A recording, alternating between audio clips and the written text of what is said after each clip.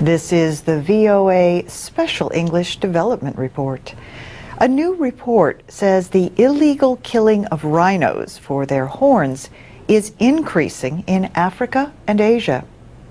Rhinoceros poachers are killing an estimated 2 to 3 of the rare animals each week.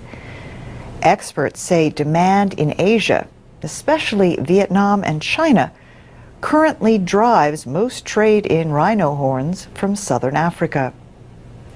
The horns are often used to make traditional medicines or handles for dagger knives. The report is from the International Union for the Conservation of Nature and an organization known as Traffic. Most African rhino poaching is in Zimbabwe and South Africa. Experts found that 210 rhinos were illegally killed in South Africa in the last 3 years. The estimate for Zimbabwe is 235. The situation threatens gains made in its rhino populations in the 1990s. In the last 2 years, only 6 people were found guilty of poaching charges out of 41 arrested.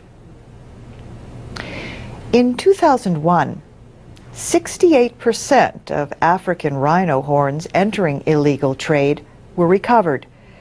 8 years later, 9 out of 10 rhino horns were heading to Asian markets without interference.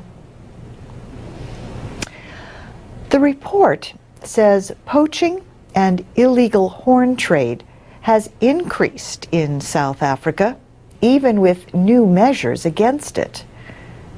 Adding to the problem, poachers today are more skilled at killing rhinos, and not only with guns. They also use quieter methods like drugs, poison, and crossbows.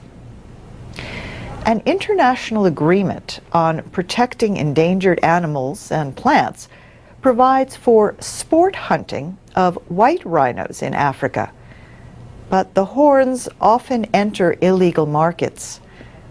Not all the news is bad, however. The report notes that rhino populations are increasing in some areas. These include both white rhinos and black rhinos in the wild in Africa. Africa had an estimated 17,000 white rhinos and 4,000 black rhinos as of 2 years ago. Current estimates for Asia are around 3,000 rhinos. But even with poaching, growth is reported in some areas of India and Nepal. Wildlife activists are urging governments to do more to fight rhino poaching. The report was presented to the organization known as CITES. CITES is the Convention on International Trade in Endangered Species of Wild Fauna and Flora. The next conference of countries that are parties to the agreement is in March in Doha, Qatar.